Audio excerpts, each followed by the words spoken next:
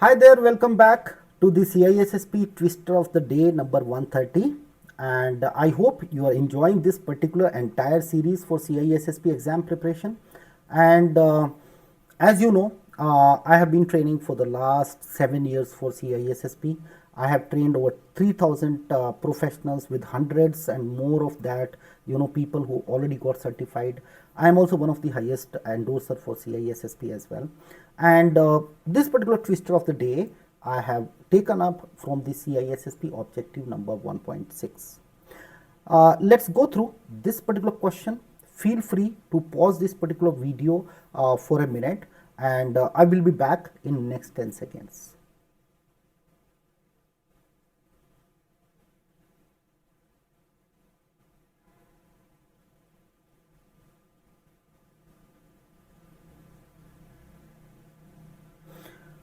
I hope you have already answered this particular question by pausing this video. If not, feel free to pause this video again and answer this question first.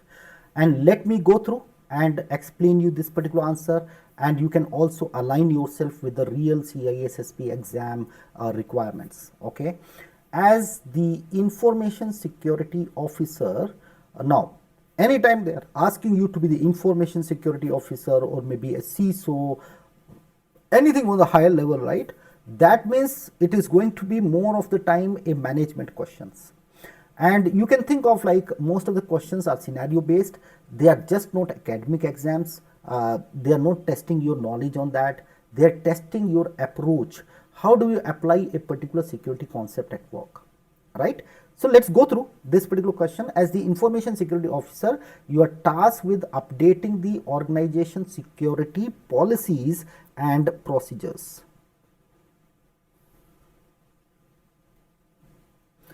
Organization security policies and procedures in response to emerging threats. And no, this is very much of a due diligence requirement, that you should always be keeping your policies updated by identifying the gaps and and the emerging threats. So very much this is again another topic I might be connecting here, that is due diligence, right?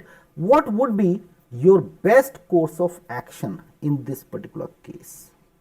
So as the information security officer, you are tasked with updating the organization security policies and procedures. That means you have been asked to do due diligence in response to the emerging threats, and what would be your best course of action. So let's go through these different options and we will find the right answer.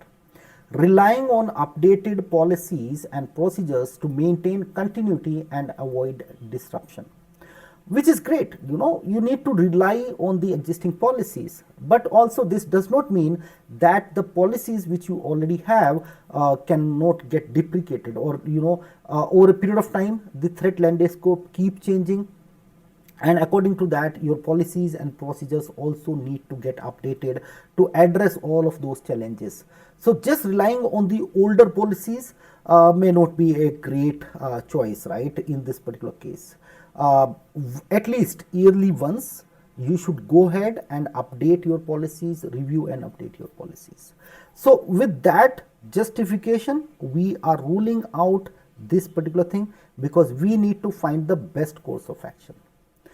Option number B, draft new policies and procedures without considering the organization risk posture or threat landscape. This particular option itself is asking you to eliminate it, because obviously when you are in security, all the policies are there to address the risk. If you are not considering the risk while preparing these kind of policies and not considering the threat landscape, then the policies obviously are not going to be effective, right? And with that justification, we will rule out this particular option. Now we'll go to D first. Okay, implement generic security measures without considering the organization specific business functions. Generic word is not at all appropriate. If it would have been that you can just implement a set of controls generically for any industry or any particular organization, there would not have been so much requirement for different security professionals. We have to understand that security posture for different companies are going to be different. Their confidentiality, integrity and availability proportion requirement may also be different. Their infrastructure might be different. Their culture might be different. And basis that, you need something which is tailor made for you. You can definitely go and accept one standard, and based on that you do your scoping, and then further you do the tailoring to make sure all the controls fit in as per your organization requirement. But just implementing a generic security measure may not be a great strategy. So that is why we are ruling out the option number D as well. Now let's go to option number C, which is the right answer.